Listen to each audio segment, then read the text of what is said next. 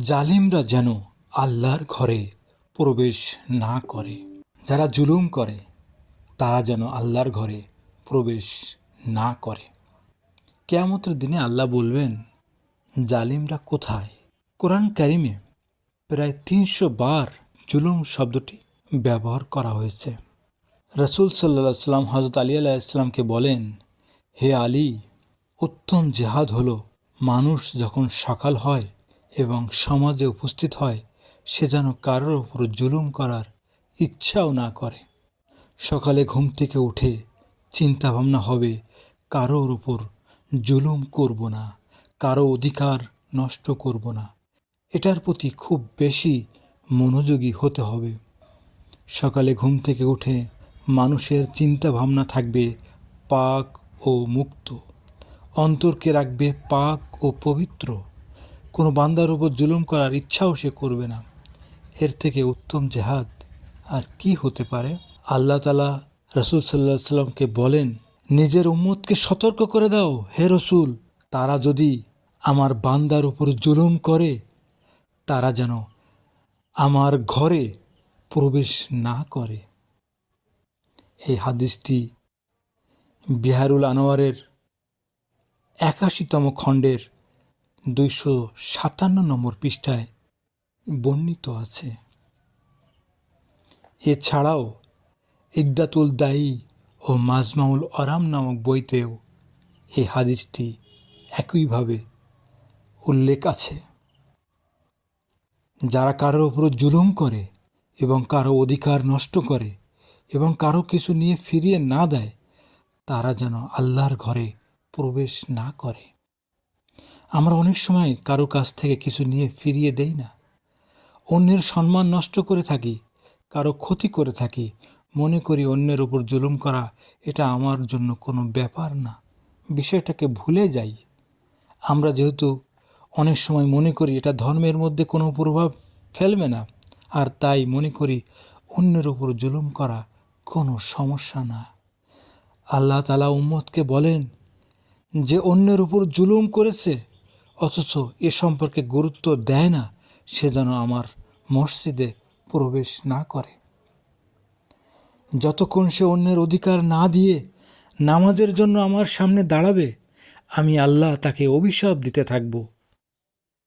মাজমাউল আরাম প্রথম খণ্ড পৃষ্ঠা নম্বর ৫৩। যে ব্যক্তি যতক্ষণ নামাজে দাঁড়িয়ে নামাজ আদায় করবে আমি ততক্ষণ তাকে অভিশাপ ও ঘৃণা জানাতে থাকব। এই হাদিস মোতাবেক অন্যের অধিকার না ফিরিয়ে যতক্ষণ সে মসজিদে অবস্থান করবে ততক্ষণ সে আল্লাহর অভিশাপের মধ্যে থাকবে। অর্থাৎ যত বেশি সে মসজিদে অবস্থান করবে তত বেশি আল্লাহর অভিশাপের মধ্যে পড়বে সে। আর তাই আমাদের উচিত মসজিদ থেকে ফিরে দ্রুত অন্যের অধিকার দিয়ে দেওয়া। ফাকিদের ফতোয়ায় এসেছে, যদি কেউ নামাজে যেতে চায় আর তার ঠিক তখন পাওনাদার পাওনা চাইতে আসে তাহলে অবশ্যই নামাজের প্রাথমিক সময় হলেও নামাজে না গিয়ে পাওনাদারের পাওনা পরিশোধ করতে হবে। কারণ নামাজের সময় তখন শেষ হয়ে যায় না, অনেক সময় বাকি থাকে। অতএব যারা মসজিদে যেতে চায় তারা যেন অন্যের অধিকারের প্রতি সম্মান জানায়, তাদের অধিকার যেন নষ্ট না হয়। আল্লাহ বলেন, অন্যের অধিকার খর্বকারী যেন মসজিদে না যায়। অবশ্যই হাদিসের অর্থ এ নয় যে কোনো ঋণী ব্যক্তি মসজিদে যাওয়া থেকে বিরত থাকবে, বরং এই হাদিসের অর্থ হলো সে দ্রুত তার ঋণ পরিশোধ করবে। সে যেন মনে না করে আমি নামাজ পড়েছি আমার সব কিছু মাফ হয়ে গেছে, এটা ভুল ধারণা। হাদিসের অর্থ হলো সে তার পাওনা পরিশোধ করে দিবে। এ সম্পর্কে আল্লাহ বলেছেন, অবশ্য আমি তাকে অভিশাপ দেই কারণ সে মানুষের অধিকারের ব্যাপারে উদাসীন এবং এটা তার কাছে গুরুত্বপূর্ণ নয়। হাদিসে কুদসিতেও মহান আল্লাহ বলেছেন, আমি আমার ইজ্জত ও গৌরবের শপথ করে বলছি যে কোনো অত্যাচারীর অত্যাচার সহ্য করা হবে না, আর তা হাতে গোনা কয়েকটি সামান্য হলেও। আল্লাহ বলেছেন, আমার সম্মান ও গৌরবের শপথ করে বলছি যে আমি অত্যাচারীর অত্যাচারকে কখনোই ক্ষমা করব না। এখন এটা বড় অন্যায় হোক বা না হোক, কেউ যদি কারোর হাত ধরে ব্যথা দেওয়ার জন্য টিপে ধরে, তাহলেও আল্লাহ বলেন, আমি এই সামান্য পরিমাণ ব্যথাও ক্ষমা করব না। মরহুম আল্লামা মোহাম্মদ তাকি জাফরি রহমতুল্লাহ আলাহির কাছে শুনেছি, তিনি বলেছেন, কেরমান শহরে এক হাকিম ছিলেন। এই হাকিম ভালো মানুষ হলেও মাঝে মধ্যে কিছু অপরাধও করতেন। তিনি মনে করতেন ভালো কাজ করলে এই অপরাধগুলো আর কোনো অর্থ থাকবে না। তিনি এক নির্দোষ ব্যক্তিকে কারাগারে বন্দি করার নির্দেশ দিলেন। হাকিম ওই বন্দিকে আরও অত্যাচার করার চিন্তা করল। তিনি আদেশ দিলেন তার 7-8 বছর বয়সী ছোট্ট মেয়েকে তার কাছে কারাগারে নিয়ে যেতে হবে। ওই বন্দি শুনে বার্তা পাঠালো, আমি সারা জীবন জেল সহ্য করতে প্রস্তুত, তবে আমার এই ছোট্ট শিশুকে আমার সাথে কারাগারে রেখো না, তাকে বের করে নিয়ে যাও, আমার সহ্য হচ্ছে না। পিয়ন এসে হাকিমকে বললেন, বন্দি বলেছে তাকে যাবজ্জীবন কারাদণ্ড দিলেও মেনে নিবে, কিন্তু তার এই ছোট্ট শিশুকে মুক্তি দিতে হবে। হাকিম বললেন, না, আমাদের দেশের আইন বদলাবে না। কিছুদিন পার হলো। জেলের পরিবেশ, জেলের খাবার, জেলের কষ্ট এই মেয়েটির জন্য অসহনীয় হয়ে দাঁড়ালো। অবশেষে একদিন বাবার সামনেই কারাগারের মধ্যে মেয়েটি মারা গেল। কিছুদিন পর হাকিমের মেয়ে অসুস্থ হয়ে পড়ল। কোনো ওষুধে কাজ হয় না। দোয়া, কালাম, দান, খায়রাত, মানত কোনো কিছুতেই যেন কাজ হচ্ছে না। একদিন হাকিম তার ঘনিষ্ঠ পিয়নকে ডেকে বললেন, কত মানত, দান, খয়রাত, দোয়া করেছি, কিন্তু কার্যকর হচ্ছে না কেন? আমি আমার অসুস্থ মেয়েকে সুস্থ করার জন্য শত শত ভেড়া মানত করেছি, তাহলে কেন কোনো কিছুতেই কাজ হচ্ছে না? পিয়ন হাকিমকে বললেন, হাকিম সাহেব, আপনার মনে আছে সেই দিনের কথা, যেদিন আমি এসে আপনাকে বলেছিলাম এই মেয়ের জেল থেকে মুক্তি দিতে? আপনি বলেছিলেন দেশের আইন বদলাবে না, আল্লাহর রাজ্যে আইন পরিবর্তন হয় না। আপনি একটু মনে করেন তো, ওই মেয়ের কি ছিল অপরাধ?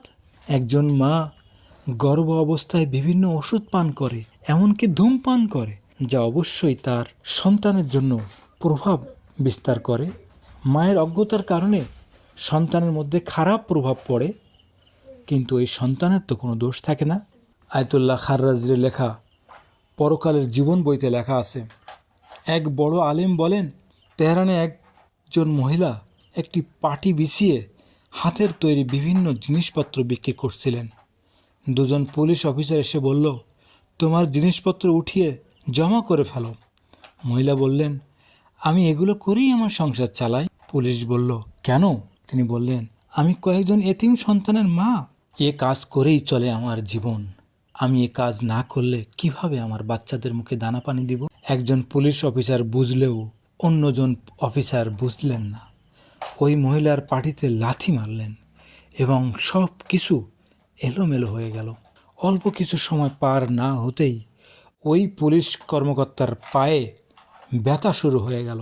সব ধরনের চিকিৎসা করল, কিন্তু কোনো কাজ আর হলো না। অবশেষে বললেন, আমি হজরত আব্বাস আলাইহিসসালামের মাজারে দোয়া করার জন্য, ক্ষমা প্রার্থনা করার জন্য কারবালায় যাব। অবশেষে কারবালায়ও গেলেন। তখন রাত হয়ে গেছিল এবং দেরি হয়ে গেছিল বলে মাজারের দরজা বন্ধ ছিল। তিনি বললেন, আমি এখন ঘুমাই, সকালে মাজারে যাব। রাতে ঘুমিয়েছে। ঘুমের মধ্যে তিনি হজরত আবুল ফজল আব্বাস আলাইহিসসালামকে স্বপ্নে দেখতে পেলেন। হজরত আব্বাস বললেন, সকালে যদি তুমি মাজারে আসো তাহলে আমি তোমাকে অভিশাপ দিতে থাকব। তুমি একজন মায়ের মন ভেঙেছ, তুমি একদল এতিমকে রুজি রুটি ছাড়া করেছ, আর এখন তুমি আমার কাছে আবেদন জানাতে এসেছ। যাও, প্রথমে তাদের মন সন্তুষ্ট করো। এরপর সে জেগে উঠল এবং তার বন্ধুদের বলল, আমি মাজারে যাব না, আমি ইরানে ফিরে যেতে চাই। তখন তারা বললেন, তাহলে তুমি কেন আসলে যদি মাজারেই না যাও? তিনি বললেন, আমি ফিরে আসব, তবে প্রথমে আমাকে গিয়ে তাদেরকে সন্তুষ্ট করতে হবে। হযরত আবুল ফজল আব্বাস আলাইহিসসালাম আমাকে বলেছেন আমি মাজারে গেলে তিনি আমাকে শাস্তি দিবেন, অভিশাপ দিবেন। এটি একটি সত্য ঘটনা যা অনেক বর্ণনা দ্বারা নিশ্চিত করা হয়েছে। মানুষ অন্যের উপর জুলুম করে, শুধু ক্ষমা প্রার্থনা করলে ক্ষমা সম্ভব নয়। আল্লাহ এই সম্পর্কে বলেন, অতঃপর অন্যায়কারীদেরকে বলা হবে, তোমরা চিরস্থায়ী শাস্তির স্বাদ আস্বাদন করো। তোমরা যা উপার্জন করেছ শাস্তি ব্যতীত তার প্রতিদান তোমরা কিছুই পাবে না। অন্যায়ের ক্ষতিপূরণ দিতে হবে এই দুনিয়াতেই, যা পরকালে পূরণ করা যাবে না। ইমাম সাজ্জাদ আলাইহিসসালাম তাহাজ্জুদের নামাজের কুনুতে আল্লাহর কাছে খুব মিনতি করে বলতেন, হে আল্লাহ, আমার প্রতি রহম করুন। যেদিন হাহাকার তীব্র হবে সেদিন আমি কোনো কাজ করতে পারবো না, আমার আশা ভঙ্গ হয়ে যাবে, আর আমার স্ত্রী সন্তান বন্ধুরা আমাকে বিদায় জানাবে। সময়ের সাথে সাথে আমার নামটিও তখন ভুলে যাবে, আমার শরীর পচে ক্ষয় হয়ে যাবে, আমার স্মৃতি বিনষ্ট হয়ে যাবে, আমার কবর পরিত্যক্ত হয়ে যাবে। জালিমদেরকে আল্লাহ তাআলা অভিশাপ দিতে থাকবেন এবং পরম করুণা থেকে তারা বঞ্চিত থাকবে। অত্যাচারীর রহমত থেকে তারা বঞ্চিত হবে এবং আল্লাহর অভিশাপের শামিল হবে। পবিত্র কোরআনে জালিমদের উদ্দেশ্যে আল্লাহ হুমকি দিয়ে বলেছেন, যারা জুলুম করেছে তারা শীঘ্রই জানতে পারবে তাদের প্রত্যাবর্তন কোথায় হবে। যখন ইমাম হোসেন আলাইহিসসালামের পবিত্র মাথা কোরআনের আয়াত তেলাওয়াত করে, ইমাম হোসেন আলাইহিসসালামের মাথা থেকে উচ্চারিত হয়েছিল যে আয়াত, সেটা হলো এটা, ওয়াসায়ালামুল্লাযীনা জালামু আই মুনকালিবি ইয়ানকালিবুন। যখন ইমাম হোসেন আলাইহিসসালামের পবিত্র মাথা কুফা ও সিরিয়ায় নিয়ে যাওয়া হয়, আমরা প্রায় শুনেছি সাইদুর শুহাদার পবিত্র মাথা কোরআনের এই আয়াত তেলাওয়াত করে। ইমাম বাকের আলাইহিসসালাম বলেন, আমার পিতা আমাকে তার মৃত্যুকালে তার বুকে নিয়েছিলেন এবং বলেছিলেন, হে বৎস, আমি তোমাকে ওসিয়াত করছি যা আমার পিতা তার জীবনের শেষ প্রহরে আমাকে করেছিলেন। হে বৎস, আল্লাহ ছাড়া যার কোনো সাহায্যকারী নেই তার উপর জুলুম করো না।